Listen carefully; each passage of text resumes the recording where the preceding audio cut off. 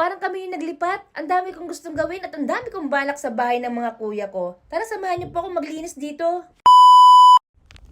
Ayan guys, kakatapos ko lang po ng work at nandito ngayon sa DCM Kama para bumili po ng mga, gusto ko sana ibilhan ng halaman, yung bago nilang bahay doon. Siyempre, alam niyo naman ako mahilig sa halaman para maaliwalas tingnan yung kanilang bahay, di ba?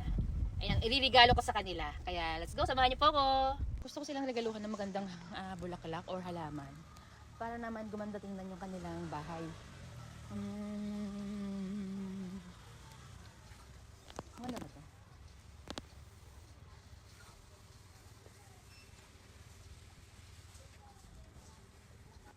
Ano kayo magandang panglagay sa kanilang entrance doon?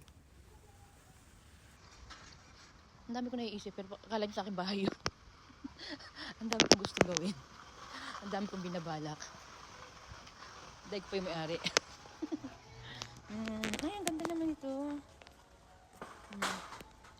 Cute. Nasa ano siya? Puno siya ng bunot. Di ba? Ayun eh. How much? Okay.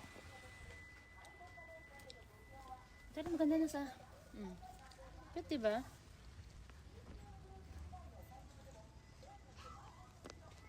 Puro. Missing. Oh, ito na lang. Ito maganda rin, no?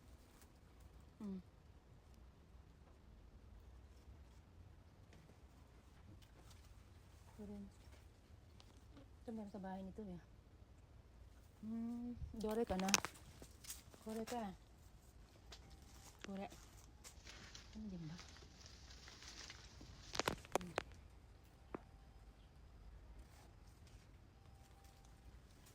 Bumili po kami nito kasi papaputol dun sa halaman sa labas ne.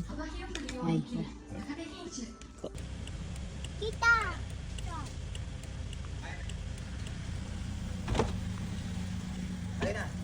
Ha?